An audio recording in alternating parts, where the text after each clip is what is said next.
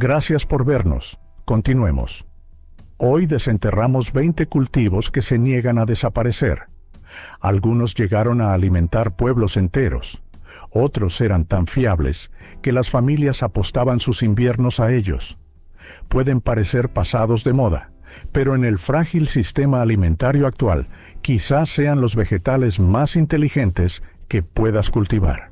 Quizás sean las hortalizas más sabias que puedas cultivar.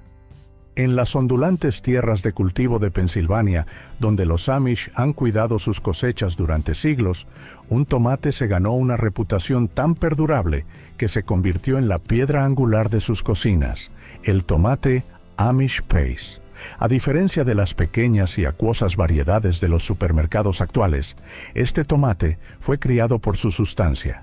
Grueso y carnoso, de pulpa densa y casi sin semillas, este tomate fue diseñado para cocinar, no por su apariencia, sino para la supervivencia. Imagina una cocina de granja de madera con el aire impregnado del aroma de salsa a fuego lento, mientras cestas de estos tomates se reducen hasta convertirse en una pasta espesa y guisos sustanciosos.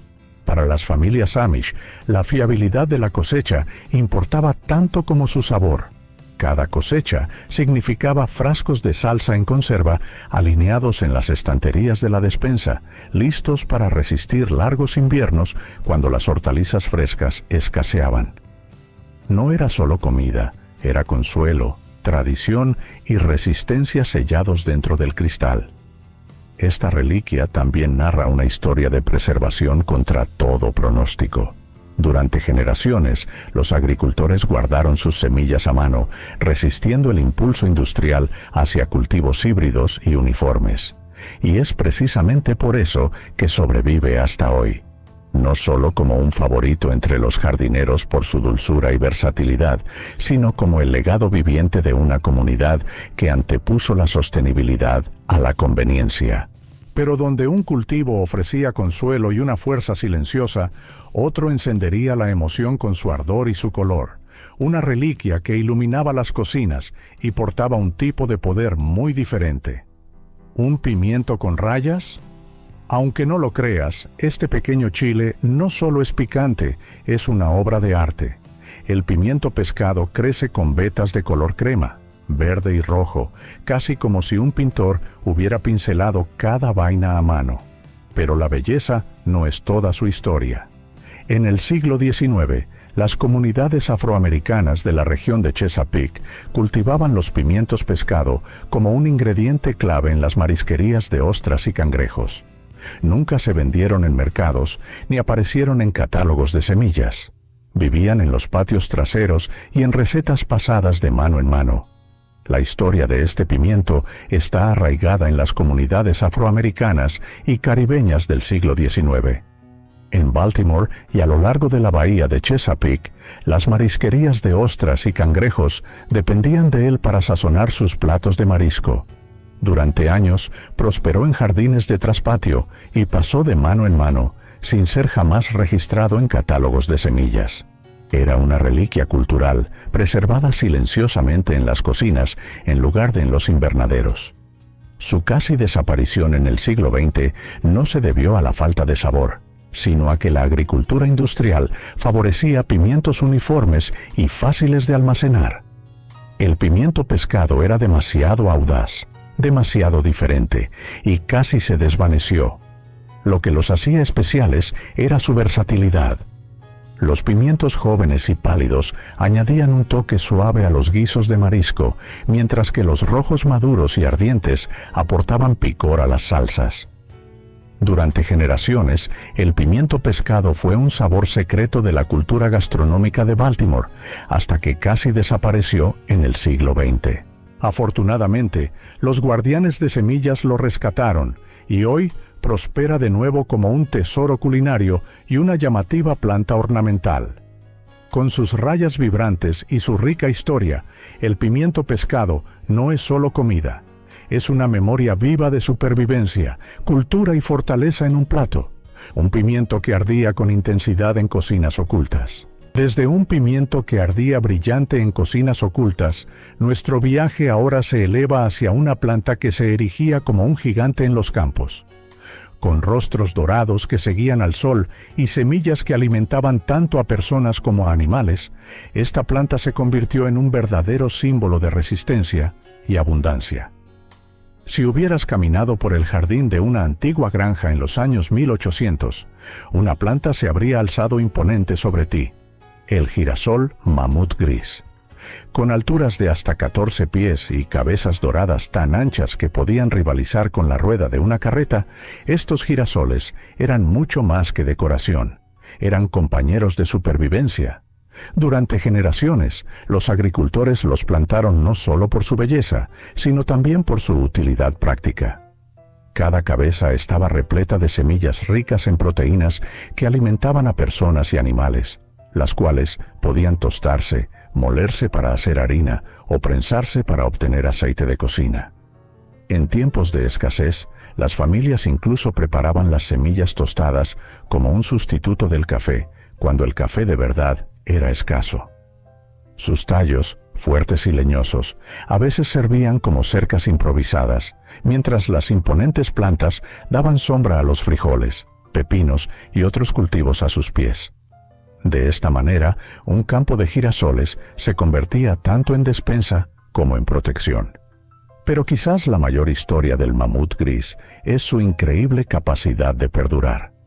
A pesar del auge de los cultivos híbridos creados para la uniformidad, esta gigante variedad tradicional perduró, transmitida por guardianes de semillas que reconocieron su valor. Pero mientras el girasol gobernaba los cielos con su imponente altura, su legado crecía en la tierra.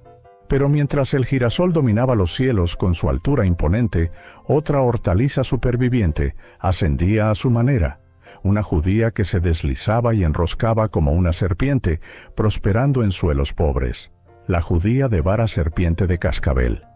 Bautizada por las vetas púrpuras que se enroscan a lo largo de sus largas vainas verdes, esta judía ancestral no solo tiene una apariencia impactante, sino que se ha ganado su reputación como una superviviente.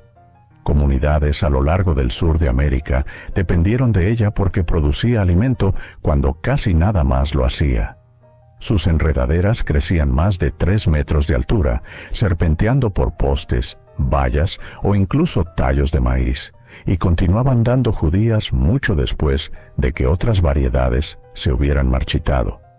Incluso en suelos pobres, cuando la sequía o el agotamiento privaban a la tierra de su fertilidad, la judía de vara serpiente de cascabel seguía adelante, llenando cestas con vainas que podían comerse frescas, guisarse en sopas sustanciosas o secarse para las reservas de invierno.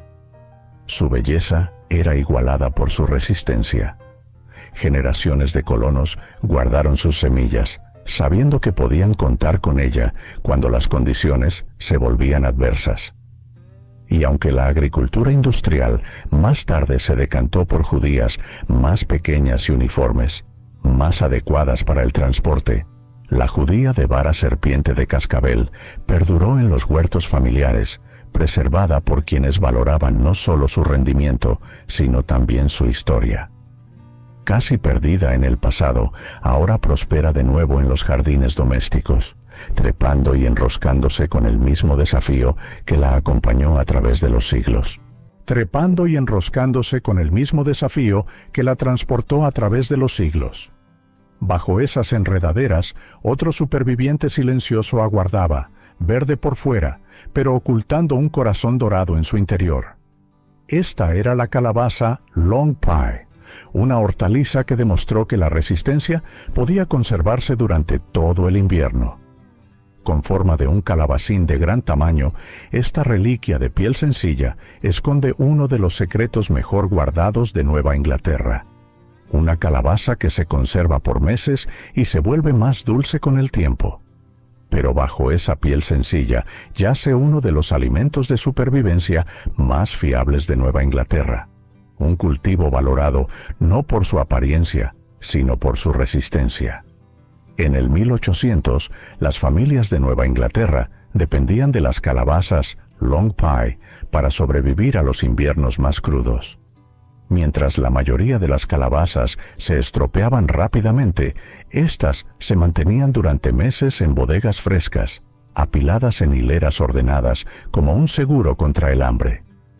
Cuanto más tiempo reposaban, más dulce se volvía su pulpa, haciéndolas perfectas para los pasteles y guisos que calentaban los hogares cuando la nieve aislaba el campo.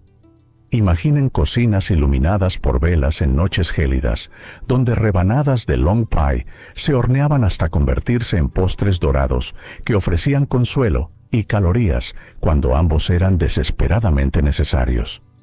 Más allá de la mesa, su capacidad para perdurar contaba una historia más profunda. Estas calabazas fueron transmitidas entre generaciones porque se podía confiar en ellas. Cuando otras variedades fracasaban, la long pie resistía. Y mientras los supermercados modernos se decantaban por variedades más redondas y estandarizadas, esta reliquia sobrevivió gracias a horticultores y guardianes de semillas que reconocieron su fuerza silenciosa.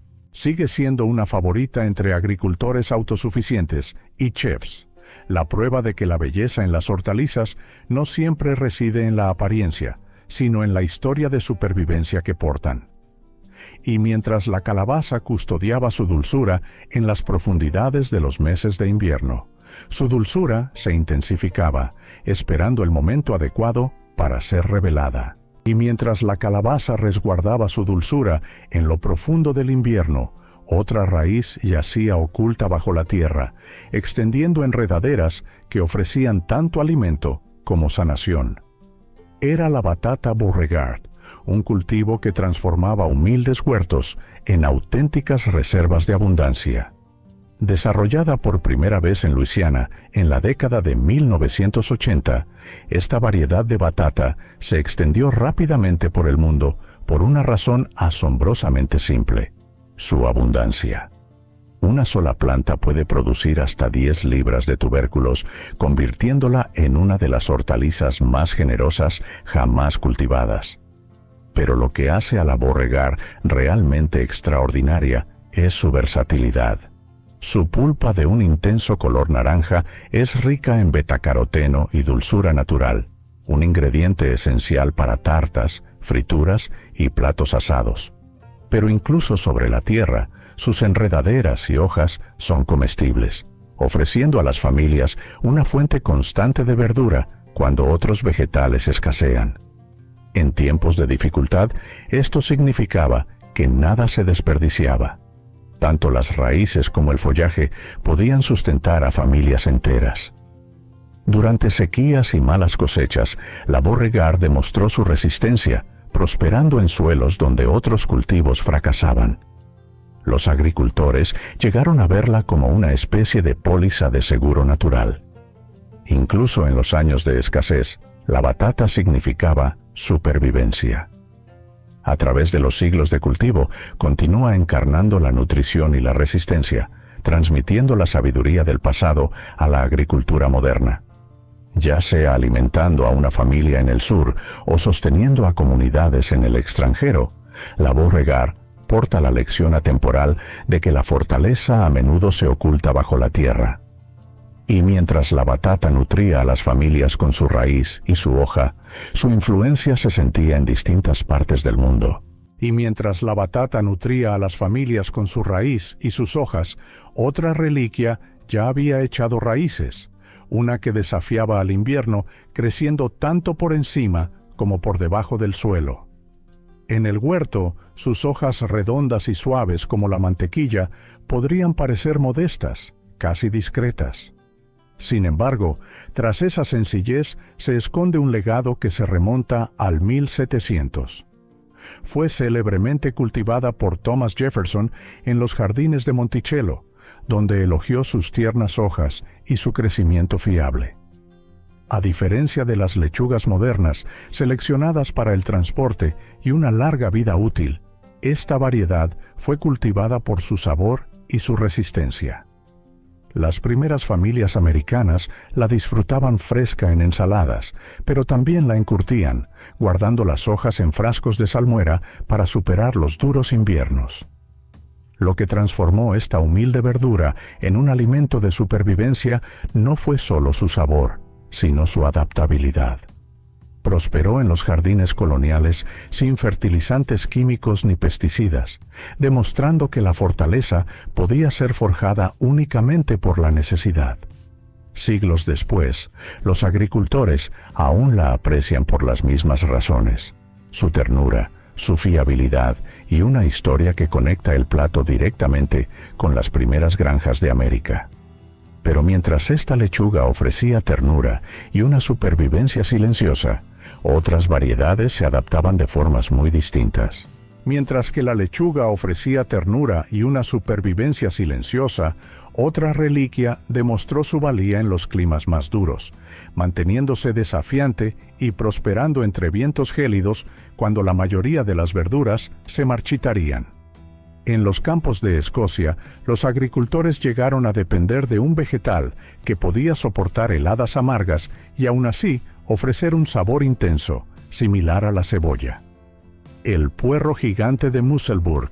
Sus tallos gruesos y hojas anchas no solo eran un ingrediente fundamental en sopas y guisos, sino también un símbolo de fortaleza contra el frío. Durante generaciones fue la verdura de invierno que nunca fallaba, cerrando la brecha entre estaciones cuando la comida fresca escaseaba. Alzándose hasta 30 pulgadas de altura, estos puerros eran más que simples cultivos de huerto. Se convirtieron en pilares de las cocinas escocesas, cocidos a fuego lento en caldos y estofados que brindaban calor y fortaleza durante los largos inviernos. A diferencia de las cebollas, que podían marchitarse con el clima helado, el Musselburgh resistía la nieve y la escarcha, permitiendo a las familias cosechar verduras frescas mucho después de que la mayoría de los huertos hubieran enmudecido. Para los hogares de clase trabajadora, esa capacidad de resistencia era esencial. Significaba que la comida verde y nutritiva seguía siendo posible cuando otros cultivos fracasaban. El puerro también se convirtió en un símbolo cultural. Su sabor suave y dulce fue celebrado no solo en Escocia, sino en todas las islas británicas, donde encontró su lugar en recetas tradicionales como la sopa cakaliki. Con el tiempo, su reputación se extendió mucho más allá de Escocia, y hoy sigue siendo uno de los puerros de mayor confianza para los horticultores domésticos de todo el mundo. No es llamativo, no es delicado. El gigante de Musselburgh es robusto, generoso y está hecho para perdurar, mientras el puerro forjaba su legado en el gélido norte. Mientras en los campos helados de Escocia se gestaba un gigante, otro coloso europeo crecía silenciosamente en Alemania. Un vegetal tan extraño en su forma y de un tamaño tan asombroso que parecía pertenecer a un cuento de hadas. El Colinabo superschmelz. A primera vista, el Colinabo superschmelz parece un vegetal de otro mundo. Su tallo hinchado, con forma de bulbo, puede crecer más que la cabeza de un niño, superando las 8 libras de peso cada uno. Sin embargo, a pesar de su monstruoso tamaño, este colinabo ancestral alemán es todo menos duro. Su carne permanece crujiente, tierna y delicadamente dulce, ya sea consumido crudo en lonchas o asado lentamente hasta caramelizarse. Incluso sus anchas hojas verdes, a menudo ignoradas, pueden saltearse o añadirse a sopas, haciendo de esta planta un verdadero tesoro de aprovechamiento total. Durante siglos, los agricultores de Europa Central apreciaron el superschmelz no solo por su sabor, sino por su fiabilidad. A diferencia de cultivos más frágiles, este colinabo prosperaba en condiciones frescas y se conservaba excepcionalmente bien en bodegas, proporcionando alimento mucho después de la cosecha. Una familia podía tomar un solo bulbo del almacén en pleno invierno y alimentar a toda la casa durante días. En tiempos donde la supervivencia dependía del ingenio, el Colinabo superschmelz era más que un vegetal, era la seguridad contra el hambre. Incluso los agricultores se maravillan de su resiliencia y versatilidad. A pesar de su tamaño intimidante, es fácil de cultivar y recompensa la paciencia con una de las cosechas más generosas que un huerto puede ofrecer. Es la prueba viviente de que, a veces, los cultivos de apariencia más extraña son los aliados más confiables. Y si los bulbos hinchados del colinabo no fueran suficientemente impresionantes, su legado histórico lo era todavía más. Y si los bulbos hinchados del colirrábano no eran suficientemente impresionantes, otro cultivo pronto llevaría el tamaño a un extremo ardiente. Un pimiento tan grande y audaz que redefinió la apariencia misma de lo picante. El jalapeño gigante.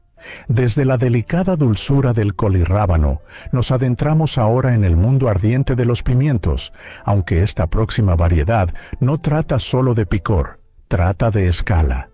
El jalapeño gigante hace honor a su nombre con pimientos que pueden crecer más de 6 pulgadas de largo, empequeñeciendo a los jalapeños con los que la mayoría de la gente está familiarizada. Estos pimientos son audaces y brillantes, con su piel verde y lustrosa brillando al sol antes de madurar hasta alcanzar un rojo profundo. Pero lo que hace extraordinario al jalapeño gigante no es solo su tamaño, es su productividad. Los agricultores a menudo descubren sus plantas tan cargadas de pimientos que las ramas necesitan soportes solo para evitar que se doblen bajo el peso. Los pimientos en sí logran un equilibrio entre picor y sabor, lo suficientemente picantes para dar vida a un plato, pero tan suaves como para ser rellenados, asados o incluso encurtidos enteros. Para las comunidades que dependían de los pimientos no solo por su sabor, sino también para la conservación, esto significaba seguridad. Una sola cosecha podía secarse, ahumarse o almacenarse, proporcionando sabor durante todo el año. Y a diferencia de los jalapeños más pequeños que se arrugan rápidamente, el jalapeño gigante permanece carnoso y con cuerpo, perfecto para rellenar, asar o conservar. Y mientras el jalapeño gigante llevaba su fuego al mundo entero, su impacto se sentiría en cocinas de distintas partes del mundo. Y mientras el jalapeño gigante ponía el fuego sobre la mesa, otro gigante adoptó un enfoque más sutil, extendiéndose por cercas y enrejados con un fruto que nutrió a generaciones en climas más frescos: la calabaza Boston Marrow. En los huertos de la América temprana, pocos cultivos eran tan confiables como la calabaza Boston Marrow. Su pulpa de un naranja brillante, de sabor suave pero profundo, se convirtió en un pilar fundamental de las cocinas de Nueva Inglaterra. A diferencia de variedades frágiles que se marchitaban en condiciones adversas, la Boston Marrow prosperaba en climas fríos, trepando por cercas y emparrados como si estuviera decidida a reclamar cada centímetro de espacio. Su versatilidad la hizo invaluable. Asada, ofrecía una dulzura cremosa que rivalizaba con la calabaza tradicional. En sopas y guisos, proporcionaba sustento durante los meses más gélidos. Los pasteles se rellenaban con su densa pulpa mucho antes de que la calabaza enlatada se volviera un producto básico. Para las familias que vivían de lo que cultivaban, esta calabaza era más que alimento, era consuelo, calidez y resiliencia. Su reputación se extendió rápidamente durante el siglo XIX, cuando los catálogos de semillas la elogiaban como una calabaza de excelencia notable. Los agricultores la adoptaron no solo por su sabor, sino también por su capacidad de almacenamiento. Una Boston Marrow bien cosechada podía durar todo el invierno, pues su dura cáscara protegía la tierna pulpa en su interior. Su dura coraza, protegiendo la tierna pulpa en su interior. Sin embargo, entre todas las resistentes calabazas del 1800, una variedad se distinguió, cultivada no para ser almacenada o guisada, sino por su puro tamaño y su capacidad de asombrar. Imponente en el mundo de las reliquias, esta variedad de calabaza es legendaria por su tamaño colosal. Bajo las condiciones adecuadas, puede superar fácilmente las 200 libras en la báscula, empequeñeciendo a las calabazas comunes y transformando un humilde huerto en un carnaval de gigantes. Gracias por vernos. Continuemos. Estos gigantes se hinchan a una velocidad asombrosa, ganando hasta 40 libras al día en condiciones óptimas. Su rápido crecimiento no es solo un espectáculo, es biología llevada al límite. Piénsalo. Los agricultores no solo cultivaban estas calabazas por su alimento, las cultivaban por orgullo, y aún lo hacen. Desde ferias locales hasta pesajes mundiales, los competidores coronan a los campeones cada temporada. De hecho, el récord mundial actual es de unas asombrosas 2.749 libras, logrado por Travis Ganger de Anoka, Minnesota.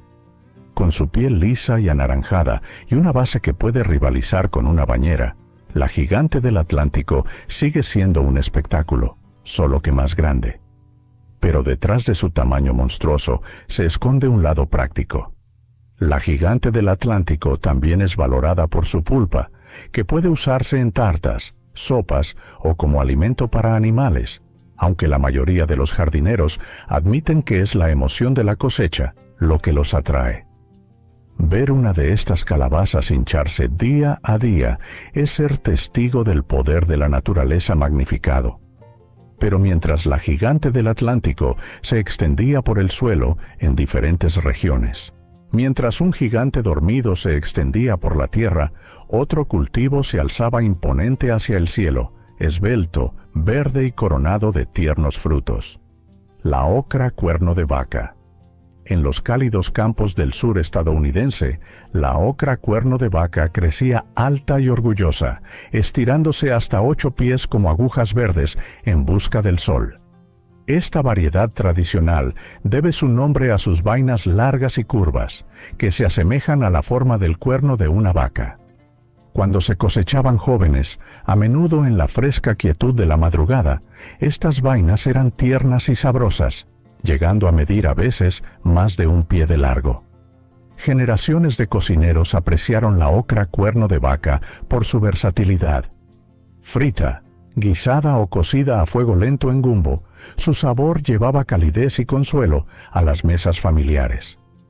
Y mientras muchas variedades de ocra se volvían duras si se dejaban crecer demasiado, la cuerno de vaca se mantenía sorprendentemente comestible, incluso con longitudes impresionantes. Para los agricultores, esto significaba menos cosechas desperdiciadas y más alimento recolectado de cada planta. En los días previos a la refrigeración, este rasgo era invaluable. Las familias podían volver al huerto día tras día, seguras de que las vainas seguirían tiernas para su disfrute. Y con tallos que se elevaban sobre las cabezas de los jardineros, las plantas mismas se convirtieron en parte del paisaje, un recordatorio viviente de la abundancia. Y mientras la ocra se alzaba al cielo con sus imponentes tallos, su figura dominaba los campos. Y mientras la ocra se alzaba hacia el cielo con sus tallos imponentes, por el suelo cercano se extendía otro gigante del sur, rayado como una serpiente de cascabel, masivo como un niño pequeño y lo suficientemente dulce para alimentar a familias enteras. La sandía cascabel de Georgia. Entre las variedades de sandía más antiguas que sobreviven en América, la sandía cascabel de Georgia se ganó su feroz nombre no por su veneno, sino por las franjas verdes que se enroscaban a lo largo de su piel, como las escamas de una serpiente de cascabel. Para los agricultores del siglo XIX, esas rayas no eran una señal de advertencia, eran una promesa de abundancia. Cultivada por primera vez en el sur a principios del 1800, esta sandía tradicional se convirtió rápidamente en un pilar tanto en las reuniones familiares como en los puestos del mercado.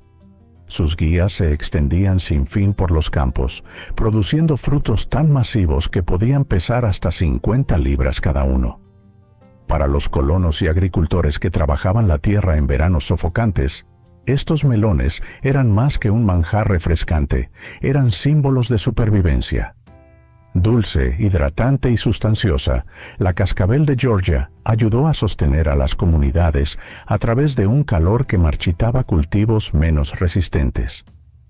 Pero lo que realmente distinguía a esta sandía era su longevidad.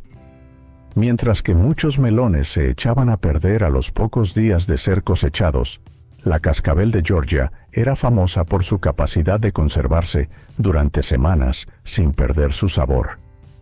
Las familias mantenían los melones frescos en sótanos, cortándolos mucho después de la cosecha y saboreando el verano, incluso cuando llegaban las primeras heladas. Era un regalo que unía las estaciones, una fruta con la resistencia inscrita en su propia pulpa. A lo largo de los años, los guardianes de semillas y los cultivadores de variedades antiguas han preservado la cascabel de Georgia no solo por su sabor, sino por su lugar perdurable en la historia agrícola de América. Cortar una es saborear la persistencia de aquellos que extrajeron dulzura de una tierra implacable. Pero mientras la sandía prometía dulzura y abundancia, otros aspectos de la vida agrícola seguían siendo un desafío. Pero mientras la sandía prometía dulzura y abundancia, otro humilde tubérculo prosperaba gracias a una fortaleza completamente diferente. Frío, versátil y tan valioso por sus hojas como por sus raíces, el nabo globo blanco de corona púrpura se convirtió en un pilar de supervivencia a través de generaciones de dificultades. No todos los cultivos legendarios ganaron su fama por su tamaño o dulzura. Algunos, como el nabo globo blanco de corona púrpura, se convirtieron en íconos de la resistencia. Esta raíz blanca y redonda, tocada por un rubor púrpura donde se encuentra con el sol, puede parecer modesta, pero durante siglos ha sido uno de los cultivos más confiables en el arsenal del agricultor. Resistente al frío y de rápido crecimiento, este nabo prosperaba en climas donde las hortalizas más delicadas fracasaban. Cuando las heladas tempranas barrían los campos, las familias aún podían contar con hileras de coronas púrpuras para sobrevivir, con sus raíces hinchándose bajo la tierra, mientras sus frondosas hojas proporcionaban otra valiosa fuente de alimento. De hecho, sus hojas eran a menudo tan apreciadas como la propia raíz, salteadas con cebolla, guisadas en caldo o consumidas crudas para obtener un toque de sabor intenso. Esta doble cosecha convertía al nabo en un elemento indispensable para los hogares que intentaban estirar tierras limitadas para obtener sustento durante todo el año. Históricamente, el nabo de corona púrpura fue más que solo el alimento de un campesino. En tiempos de guerra y hambruna, ejércitos y comunidades enteras sobrevivieron gracias a los nabos. Se conservaban bien en condiciones frescas, alimentando a las familias durante los duros inviernos cuando otros suministros escaseaban. Durante el infame invierno del nabo en la Alemania de la Primera Guerra Mundial, fueron variedades resistentes como esta las que mantuvieron a raya la inanición. Sin embargo, a pesar de su reputación como alimento de supervivencia, el globo blanco de corona púrpura nunca desapareció de las cocinas. Su raíz suave y ligeramente dulce es versátil asada, en puré o encurtida, y sus hojas aportan una explosión de nutrición a cualquier comida. Agricultores y jardineros continúan sembrándolo hoy no solo por tradición, sino porque la confiabilidad nunca pasa de moda. Tras sostener a naciones enteras en tiempos de adversidad. Tras haber sostenido a naciones enteras durante la hambruna, el foco se desplaza hacia una remolacha tan masiva y de un color tan vivo que parecía desafiar a la propia naturaleza. La remolacha mamut roja mangle, un cultivo que alimentó no solo a familias, sino a rebaños enteros de ganado. Pocas cosechas encarnan la abundancia como ella. Fiel a su nombre, esta remolacha tradicional crece hasta alcanzar proporciones colosales. No era raro encontrar raíces que pesaban más de 20 libras. En el siglo XIX, no era extraño ver a los granjeros posar con orgullo junto a su cosecha, con una sola remolacha casi tan grande como un niño. Pero estos gigantes no se cultivaban solo por espectáculo. Eran auténticos salvavidas. La mamut roja mangle era un cultivo de doble propósito que alimentaba tanto a personas como a animales. Si bien sus raíces dulces y terrosas podían asarse, hacerse puré o conservarse para la mesa familiar, su uso más famoso era para sustentar al ganado durante los largos inviernos. Los granjeros dependían de ellas para mantener bien alimentado al ganado, los caballos y las ovejas cuando los pastos se volvían yermos.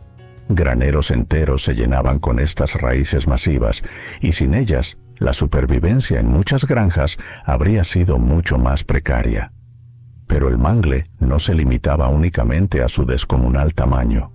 Sus frondosas hojas también eran comestibles, ofreciendo un nutritivo vegetal verde que podía saltearse con cebolla y mantequilla. Un plato sencillo, pero sustancioso, que ampliaba las comidas familiares. Para los hogares con recursos limitados, el mangle proporcionaba alimento desde la raíz hasta la hoja, asegurando que nada se desperdiciara. Más allá de su practicidad, estas remolachas gigantes transmitían una sensación de maravilla y tenacidad. Los niños se asombraban de su tamaño, los viajeros las anotaban en sus diarios y las ferias agrícolas a menudo las exhibían como símbolos de la generosidad de la naturaleza. A través de generaciones, los agricultores tradicionales las han atesorado no solo por sus notables rendimientos, sino también como recordatorios vivientes de una época en la que el ingenio agrícola se encontró con la necesidad. Y así como aquellas raíces carmesí sustentaban tanto a personas como a ganado, su historia se recuerda en diversas culturas. Y al igual que aquellas raíces carmesí sustentaban tanto a personas como a ganado, otra cosecha surgió, con una forma tan singular como su sabor. Ancho y con forma de oreja, ofrecía dulzura, versatilidad y el lienzo perfecto para ser rellenado.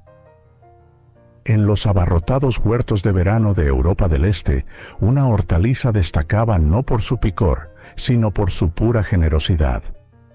El pimiento dulce oreja de elefante se ganó su nombre por los masivos y flexibles frutos que colgaban de sus tallos como banderas escarlatas.